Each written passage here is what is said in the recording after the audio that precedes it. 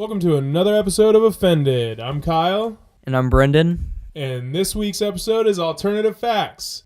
We live in a wonderful world of alternative facts, where Bernie Sanders is president, where the Loch Ness Monster and Sasquatch are now fighting aliens, and, well, they just developed teleporters. Now we'll never have to walk again. Isn't that great? The Terminators have come back to try to steal John Connor again. And you know what? People is the world's best magazine. Well, let's start off with Miss Kellyanne Conway, the straw woman herself, how she loves to rebuttal with falsehoods and basically go around in circles until you don't know what the fuck you're talking about. Oh, that's just great logic, isn't it? If I had to denote what a alternative fact is, it is essentially a special pleading fallacy. You continually just avoid the actual content, and this lady loves to do that. When she was actually talking to the NBC reporter, she continually just kept moving that goalpost back and saying, well, what you're saying is totally wrong. You don't know what you're talking about. But honestly made no points and would not answer his question at all. It was a simple question, too. Why falsify 4 out of the 5 statements that you make at the presidential inauguration? Here, take a look. Excuse, and you did not answer the question. I did answer your question. No, you did not. You did not answer the question of why the president asked the White House press secretary to come out in front of the podium for the first time and utter a falsehood. Why did he do that? It undermines the credibility of the entire White House press office on day one. Don't be so overly dramatic about it, Chuck. You're saying it's a falsehood, and they're giving Sean Spicer, our press secretary, gave alternative facts to that. But the point remains. Wait a minute. Alternative facts? Alternative facts, 4 of the 5 facts he uttered. The one thing he got right was Zeke Miller. 4 of the 5 facts he uttered were just not true. Look, alternative facts are not facts. They're falsehoods. Chuck, do you think First off, after watching that dumbass fucking video where you have to do the mental gymnastics of an Olympian, science is not subjective. It's only objective. If it was subjective, then anybody can make up facts. Facts aren't made to fit your fucking narrative, only to reveal what the truth is. So if you have to create alternative facts to try to win an argument, you've already lost. At any point where your mind is going, hey, I've got this fact, and you don't actually look it up, you do not verify it, it is false. Until verified or validated, it is false. So throwing out random statistics or random terminologies that you don't understand is probably not your best bet. Your best bet is to go search and research everything that you want to talk about. People from conservatives to liberals fabricate information. More about conservatives, they argue against things like climate change, drugs, statistics showing discrimination against certain minorities. On the other hand, liberals like making up buzzwords that aren't based in reality, like the whole thing about there being 27 genders, or how people of color aren't allowed to be racist and only white people can be racist because logic, right? But from that denomination, if you're creating these alternative facts, just fucking shoot yourself. Like, for fuck's sake, it doesn't take more than 10 seconds to check Google for what you're actually trying to state. Go actually conduct a scientific study and have it be replicated if you think that your stupid fucking belief is actually valid somehow. Like the people that believe that the world's fucking flat. I know there's not a lot of them, but those fucking retards, again, talking about mental gymnastics, just don't know what the fuck they're talking about. They just make up science, and I'm using that in fucking air quotes, that the earth is flat, and they try to use their mentally retarded physics to try to justify why the world is flat. Or how there's tons and tons of scientific studies showing climate change is a real fucking thing, and you have these assholes that think that climate change isn't real. All the people that I've ever known that have tried to say that climate change isn't a real thing use things like alternative facts to try to justify their belief system. They just say, well, you can't exactly believe what they say about climate change, and none of these studies have been proven to be true. It's like, well, where are you pulling that from? It's like you don't have any factual basis for how you're dismissing that. Why would anyone dedicate their life to knowledge and finding new sources of knowledge than just to falsify knowledge to other individuals? It doesn't make sense. There's no reason for a scientist to sit there and study climate change for 30 plus years and then go, you know what we found? We found a bunch of fucking bullshit. It's not real. So let's just lie to those fuckers. Let's just tell them it's real so that we keep getting paid. They don't get paid enough to falsify that information. They also probably don't care enough to falsify that information. They are trying to teach the world. They are not trying to make a dollar. At least most scientists aren't. It is not necessarily about monetization. It is about the advancement of human life and human civilization. So if you want to throw fucking science under the bus and say the science behind climate change isn't real, shoot yourself!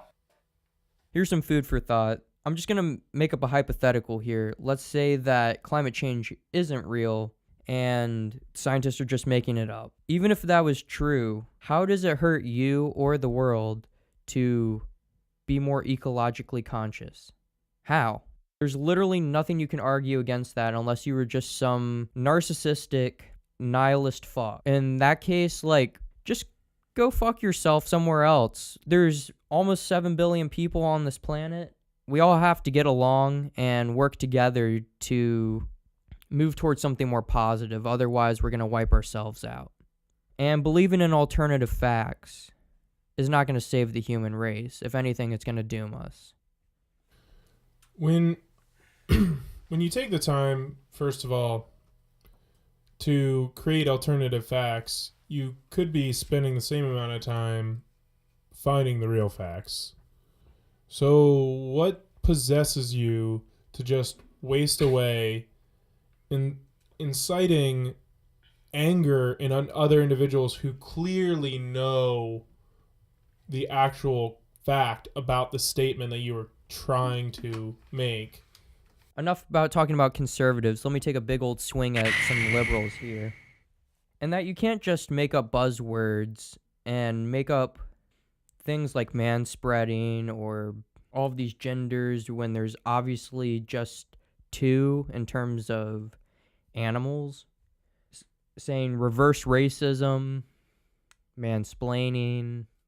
Another thing is creating words. Yes, we've been doing it since the beginning of time, but we usually create words to make things easier on our lives, not to condemn other people, which is often the reason why it is seen to the equalist crowd why these people are creating these words. And really, like, when you just make up things like that, you're just making an appeal to emotion.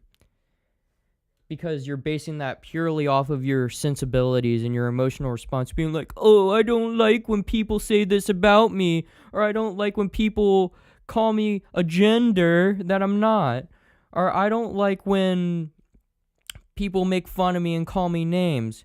Suck it the fuck up. Everybody is discriminated against in some kind of way. But that doesn't mean that we can't look past those and judge each other purely on our character instead of making up these ways to be divisive and divide ourselves. Because what good does that do? It just makes us weaker as an overall. Like, if we're going to divide ourselves, we can never stand up to something more harmful. What if I'm going to use a hypothetical now. What if we were invaded by another species? A species that just wished to harm us?